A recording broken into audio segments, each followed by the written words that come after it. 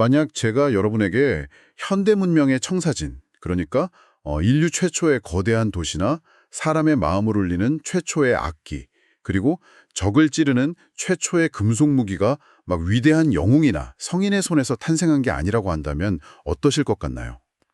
아마 이 깊은 탐구를 듣고 계신 분들 대부분이 고개를 좀 갸웃하실 겁니다. 그렇죠. 우리는 보통 눈부신 기술의 발전이나 문명의 진보가 약간 도덕적인 선함과 함께 간다고 믿고 싶어 하잖아요. 맞아요. 저들 무의식적으로 그렇게 생각했거든요.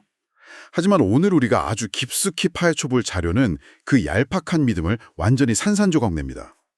오늘 다룰 텍스트는 수천 년 전 쓰인 고대 문헌, 바로 창세기 4장입니다. 네, 창세기 4장이죠. 오해하지 마시고요. 우리는 오늘 이 텍스트를 그 주일학교에서 듣던 뻔한 가인과 아벨의 도덕성 이야기로 소비하지 않을 겁니다. 그럼요. 전에 다른 접근이 필요하죠. 대신 이것을 아주 예리한 고대의 인류학적 보고서로 다룰 예정입니다.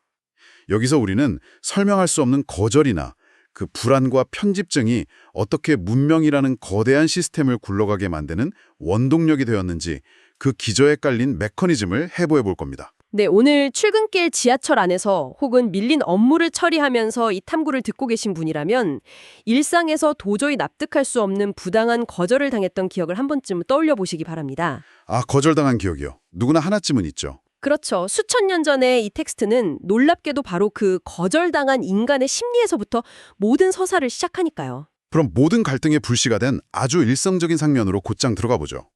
가인과 아벨이라는 두 형제가 각자의 직업에 맞는 결과물을 신에게 제물로 바칩니다. 네, 아주 평범한 일상이죠. 농부였던 가인은 땅의 소선으로, 양을 치던 아벨은 양의 첫 새끼와 그 기름으로 제물을 드리거든요. 그런데 여기서 진짜 이상한 일이 벌어집니다. 텍스트에 이유가 안 나와 있죠. 맞아요. 그 어떤 명확한 이유도 적혀 있지 않은데 신이 아벨의 제물만 받고 가인의 것은 그냥 거절해버립니다. 당연히 가인은 안색이 변할 정도로 극심한 분노에 휩싸이죠. 아주 자연스러운 반응입니다. 그런데 잠깐만요. 제가 여기서 딴지를 좀 걸고 싶은데요. 이 텍스트에 등장하는 신은 전지전능한 존재잖아요.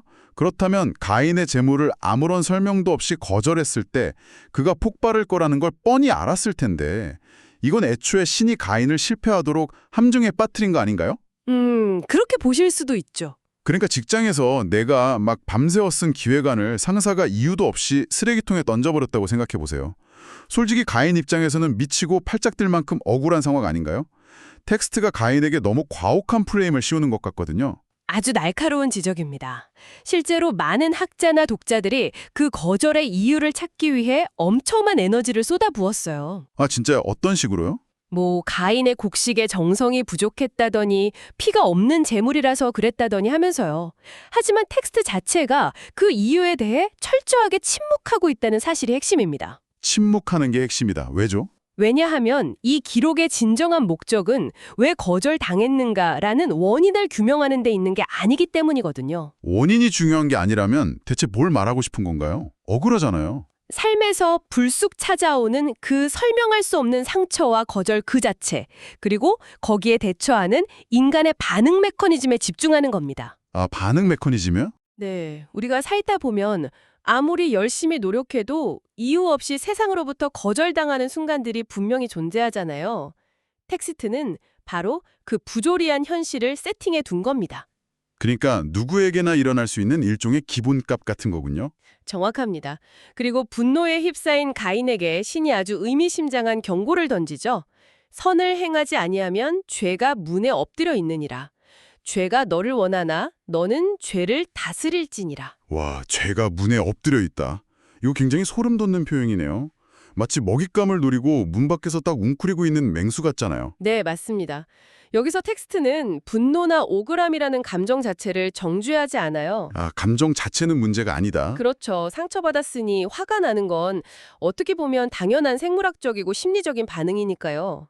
하지만 감정적 동요가 곧바로 파괴적인 행동으로 이어지는 것은 아니거든요. 중간에 뭔가가 있다는 말씀이시죠? 네, 감정과 행동 사이에는 문이라는 경계선이 있고 인간에게는 그 문턱에서 맹수에게 먹힐 것인지 아니면 그 맹수를 길들일 것인지 선택할 수 있는 의지가 있다는 것을 설명하는 겁니다. 감정은 내 맘대로 안 되지만 문을 열어줄지 말지는 전적으로 나의 책임이라는 거군요. 이거 진짜 뼈 때리는 말이네요. 그렇습니다. 아주 무거운 책임이죠. 하지만 가인은 결국 그 문을 아주 활짝 열어보려고 맙니다. 웅크리고 있던 야수에게 자신을 내어준 결과는 우리가 잘 아는 인류 최초의 살인사건으로 직결되죠. 가인이 들판에서 동생 아벨을 쳐 죽입니다. 비극의 시작이죠. 그런데 제가 진짜 충격을 받은 건 살인 그 자체가 아니고요. 그 직후에 벌어지는 가인의 태도입니다. 신이 나타나서 내 아우 아벨이 어디 있느냐 이렇게 묻자 가인이 대답하잖아요. 네, 아주 유명한 구절이죠. 내가 알지 못하나이다. 내가 내 아우를 지키는 자니까. 와, 저는 이 대목을 읽으면서 방금 동생을 죽여놓고 전지전능한 신을 상대로 막 가스라이팅을 시도하고 있다는 느낌마저 받았습니다. 가스라이팅요? 아주 재밌는 표현이네요. 단순한 거짓말을 넘어서 인간관계의 근본적인 책임 자체를 아주 공격적으로 부정하고 있잖아요. 내가 동생 보모입니까? 내가 왜 걔를 신경 써야 하죠? 라고 되묻는 이 뻔뻔함의 기저에는 대체 어떤 심리가 깔려 있는 건가요? 내가 내 아우를 지키는 자니까 라는 이 반문은요. 단절을 갈망하는 폭력적인 인간의 심리를 가장 완벽하게 요약한 문장입니다. 아, 단절을 갈망한다고요? 네, 가인은 타인에 대한 도덕적이고 사회적인 책임을 물리적으로, 그러니까 살인으로 끊어냈을 뿐만 아니라 언어적으로도 철저히 지워버리려 하는 겁니다. 나는 더 이상 쟤랑 아무 상관이 없다고 선언하는 거군요. 맞습니다. 하지만 텍스트는 인간의 그 얄팍한 언어적 부정을 물리적인 현실을 통해 산산조각 내버립니다. 내 아우의 핏소리가 땅에서부터 내게 호소하느니라 라고 하죠. 피가 땅에서 울부짖는다. 진짜 영화의 한 장면 같아요. 그렇죠. 가인은 입을 닫고 모른 척하려 하지만 피를 머금은 토양 그 자체가 울부짖으며 사건의 진실을 폭로하고 정의를 요구하는 겁니다. 숨길 수가 없는 거네요. 네, 아무리 책임을 회피하려 해도 폭력의 결과는 결코 은폐될 수 없다는 그 인과관계를 보여주는 거죠. 땅이 피를 받았기 때문에 결국 가인은 농부의 정체성을 잃어버리게 되죠. 그리고 땅에서 저주를 받아 끊임없이 유리하는 자, 즉 영원한 떠돌이가 되는 형벌을 받습니다. 고대 사회에서 농부가 땅을 잃는다는 건 사형선고나 다름없죠. 맞아요. 그래서 여기서 가인이 내 형벌이 너무 무거워서 견딜 수 없습니다. 사람들이 나를 보면 죽일 겁니다 라면서 엄청난 두려움에 떨잖아요. 극도의 공포 상태에 빠진 겁니다. 살인자를 즉각 처형하는 게 고대 사회의 상식일 텐데 놀랍게도 신은 가인을 죽이지 않고 이마에 표를 주어 그를 보호해 줍니다. 네, 이 부분이 아주 흥미롭죠. 솔직히 저는 이 부분이 잘 이해가 안 갑니다. 살인자를 보호해 준다는 게 도대체 어떤 도덕적 명분이 있는 건가요? 그 표가 무슨 막 총알을 막아주는 마법의 방패 같은 건 아닐 테고요. 여기서 그 표를 자비로운 보호막 정도로만 해석하면 이 텍스트의 깊이를 절반도 이해하지 못한 겁니다. 아, 자비가 아니라고요? 전혀 아닙니다. 이것을 현대 국제정치학의 상호 확증 파괴 개념에 대입해보면 아주 명확해집니다. 상호 확증 파괴요? 그 냉전 시대에 서로 핵무기를 쏘면 다 같이 공멸한다는 그 무시무시한 전략 말인가요? 맞습니다. 신이 가인에게 준 표의 핵심은 이자를 죽이는 자는 7배의 벌을 받을 것이다 라는 엄청난 보복의 위협입니다. 아, 건드리면 너도 끝장난다는 거군요. 그렇죠. 즉 가인이 누군가에게 사랑받거나 용서받아서 안전해진 것이 아니라 그를 건드리면 상상할 수 없는 규모의 파괴적인 보복이 따를 것이라는 시스템적인 공포를 심어준 겁니다. 진짜 무섭네요. 이것은 진정한 의미의 평화가 아니라 압도적인 폭력의 위협을 통해서 당장의 살육전을 억제하는 아주 위태로운 장치인 거죠. 와, 그렇게 보니까 텍스트가 완전히 다르게 읽히네요. 7배의 보복이라는 억지력 때문에 살아남게 된 가인. 자, 그럼 여기서 논리의 흐름을 한번 따라가 보죠. 네, 흐름이 중요합니다. 가인은 고향에서 추방당했습니다. 그리고 언제 누가 자기를 죽일지 모른다는 극도의 편집증과 불안 상태에 빠졌죠. 방금 전문가님이 말씀하신 그 보복의 위협이 지켜주고는 있지만 본인 스스로는 늘 공포에 떨 수밖에 없잖아요. 스스로를 믿지 못하는 거죠. 그럼 편집증에 걸린 유배자가 가장 먼저 하는 일이 뭘까요? 바로 자기 자신을 지키기 위해 벽을 높이 쌓는 겁니다. 그리고 그 심리적 변화가 바로 농경 중심의 생존에서 인류 최초의 도시가 탄생하는 정확한 전환점이 됩니다. 완벽한 통찰입니다. 다인은 에덴 동쪽 놋 땅에 정착해서 아들 에녹을 낳고 그의 이름을 따서 성, 즉 최초의 도시를 건설하죠. 신이 지켜주겠다고 했는데도 굳이 성벽을 쌓은 거네요. 신이 보호해주겠다는 표를 주었음에도 불구하고 그의 내면은 끝없는 불안으로 가득 차 있었기 때문입니다. 내면의 결핍과 두려움이 스스로를 지키기 위한 강력한 물리적 장벽을 만들어낸 것이죠. 이 지점이 진짜 뇌를 쾅 때리는 부분입니다. 인류 최초의 도시가 뭔가 평화없고 지혜로운 사람들의 협력으로 만들어진 게 아니라 살인자의 편집증과 공포에서 비롯되었다는 거잖아요. 역설적이죠. 게다가 가인의 후손인 라멕의 시대로 넘어가면 이건 뭐 거의 고대판 실리콘밸리 뺨치는 기술혁명이 일어납니다. 야발은 대규모 목축업을 시작하고 유발은 수금과 퉁소를 부는 음악과 예술의 창시자가 되거든요. 혁신의 시대가 열린 겁니다. 그리고 두발 가인은 구리와 쇠를 달고서 기구를 만드는, 즉 금속공학과 무기 제조의 아버지가 되죠. 제가 진짜 공부한 건 이겁니다. 왜 텍스트는 인류 문명의 3대 핵심 요소인 식량, 예술, 기술이 전부 이 저주받은 살인자의 핏줄에서 나왔다고 굳이 명시하는 걸까요? 우연이 아니라는 거죠. 특히 음악가 유발과 무기 제작자 두발 가인이 형제라는 사실, 이건 인류학적으로 대체 어떤 의미가 있는 겁니까? 그것이 바로 이 텍스트가 가진 가장 날카로운 인류학적 해부입니다. 불안에 쫓기는 인간이 생존을 위해 발버둥치는 과정에서 문명이 탄생했다는 인과관계를 명확히 보여주는 것이죠. 살기 위한 발버둥이 문명이 되었다. 네, 특히 예술과 무기 제조가 같은 계보에서 등장했다는 점을 아주 유심히 주목해야 합니다. 어떻게 연결되는 건가요? 기술, 특히 금속공학은 자연을 통제하고 타인을 물리적으로 억압할 수 있는 힘, 즉 무기를 인간의 손에 쥐어줍니다. 창이나 칼 같은 거요? 반면 음악과 같은 예술은 인간의 감정을 고양시키고 특정한 이데올로기나 서사를 사람들의 마음속에 심어주는 아주 강력한 매체입니다. 아, 정신적인 지배력이군요. 그렇습니다. 불안에 시달리던 가인의 핏줄이 기술이라는 물리적 힘과 예술이라는 사상적 정당성을 동시에 확보하게 된 것입니다.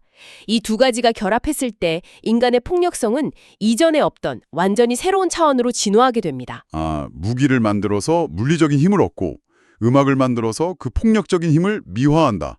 와, 진짜 소름 돋네요. 시너지가 엄청난 거죠. 그 끔찍한 시너지가 폭발하는 장면이 바로 가인의 후손 라멕의 노래에서 등장하는 거군요. 라멕이 자기의 두 아내를 앞에다가 앉혀놓고 이렇게 노래합니다. 네, 아주 거만한 태도로요. 아다와 실라여, 내 목소리를 들으라. 나의 상처로 말미암아 내가 사람을 죽였고 나의 상함으로 말미암아 소년을 죽였도다. 가인을 위하여는 벌이 7배 1진데 라멕을 위하여는 벌이 77배 1이로다. 문장이 아주 시적이죠. 잠깐. 자기를 살짝 스치고 상처 입혔다는 이유만으로 어린 소년을 죽였다고요? 이거 어디서 많이 본 광경 아닙니까? 떠오르는 이미지가 있으시죠? 네, 마치 현대의 마피아 보스가 경쟁 조직원들이나 대중들 앞에서 자기의 무자비함을 한껏 과시하는 고대판 갱스터 랩 같아요. 나 건드리면 다 죽여버린다. 이런 과시욕이 줄줄 흐르네요. 바로 그겁니다. 가인과 라멕을 딱 비교해보면 폭력이 어떻게 문명화되는지 그 메커니즘이 확연히 보입니다. 어떻게 다르죠? 1세대인 가인의 살인은 남들이 보지 않는 들판에서 아주 몰래 이루어졌습니다. 살인 후에는 두려움에 떨며 변명하기 바빴죠. 내가 내 아우를 지키는 자니까 하면서 거짓말했잖아요. 즉, 최소한의 죄책감이나 공포라는 심리적 브레이크가 아직 작동하고 있었다는 증거입니다. 하지만 몇 세대가 지나 기술과 문명의 정점에 선 라멕은 이 브레이크가 완전히 박살난 상태예요. 대놓고 자랑을 하니까요. 그의 살인은 전혀 부끄러운 일이 아닙니다. 오히려 두발간인이 만든 강력한 금속 무기로 적을 쳐부수고 유발이 만든 운율과 음악적 형태를 빌려서 아내들, 즉 대중 앞에서 아주 뻔뻔하게 찬양받고 있는 겁니다. 게다가 신이 가인에게 주었던 7배의 보복이라는 룰을 자기 멋대로 77배로 뻥튀기 해서 선언해버리기까지 하죠. 맞습니다. 신의 보호나 시스템적인 억지력 따위는 이제 필요 없다는 극단의 오만함입니다.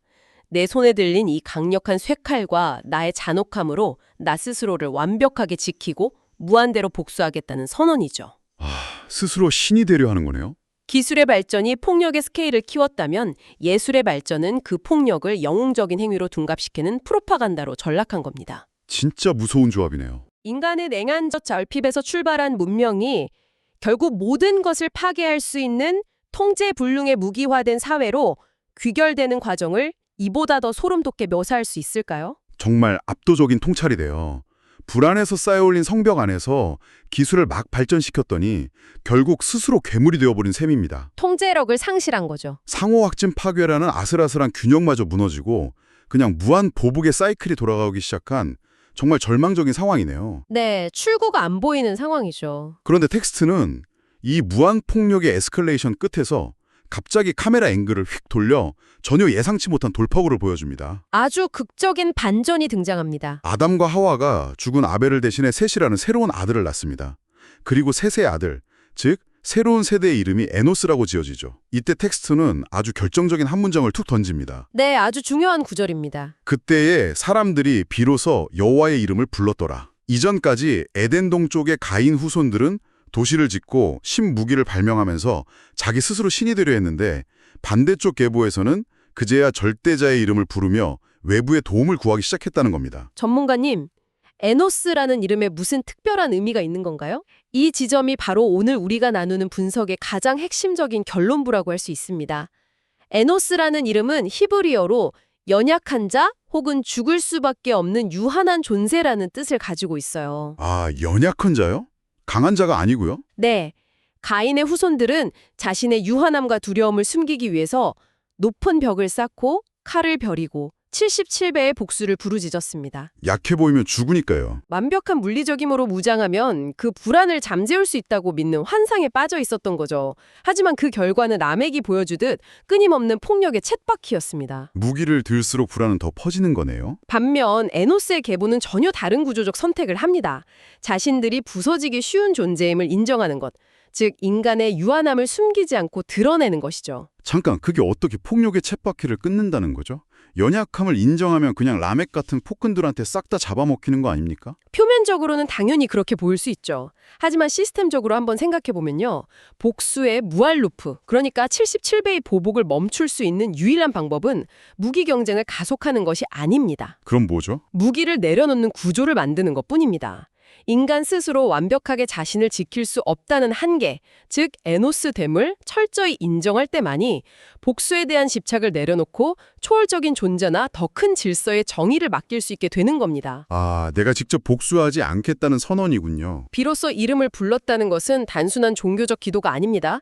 내 힘으로 모든 것을 통제하겠다는 오만함을 포기하고 취약함을 받아들임으로써 무한폭력의 사이클을 끊어낸 인류의 위대한 전환점인 것입니다. 와, 무장해제가 곧 생존의 새로운 패러다임이 된 거군요.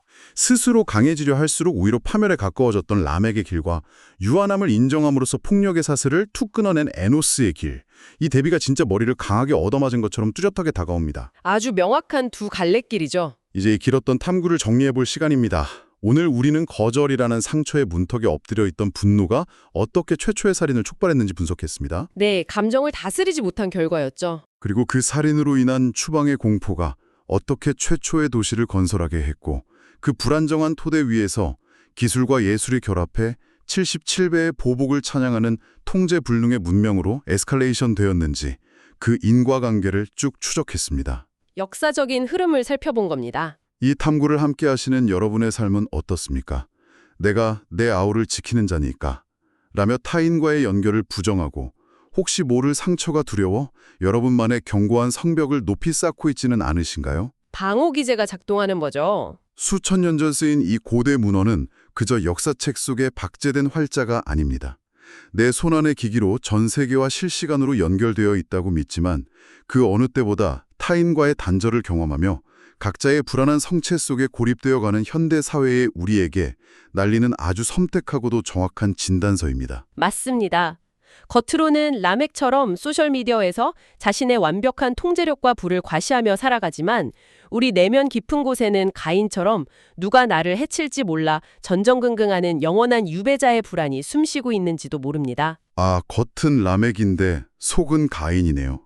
그래서 마지막으로 여러분이 스마트폰을 내려놓고 스스로에게 던져볼 만한 묵직한 질문을 하나 남기고 싶습니다. 어떤 질문이죠? 만약 인류 최초의 빛나는 혁신과 기술의 발전이 그토록 깊은 불안과 결핍을 앓던 살인자의 심리에서 뻗어나온 것이라면 오늘날 우리가 맹목적으로 찬양하고 뒤쫓는 저 실리콘밸리의 눈부신 기술 진보와 멈출 줄 모르는 혁신들 역시 사실은 우리 내면에 자리 잡은 절대 채워지지 않는 유배자의 결핍, 그 지독한 불안을 잇기 위한 끝없는 발버둥에 불과한 것은 아닐까요? 정말 깊이 생각해 볼 화두네요. 과연 우리는 더 높은 성벽을 쌓아 올릴 것인지 아니면 우리의 연약함을 인정하고 새로운 질서를 부를 것인지 이 서늘한 질문을 여러분의 일상이라는 숙제로 남겨두며 오늘의 깊이 있는 탐구를 여기서 마치겠습니다.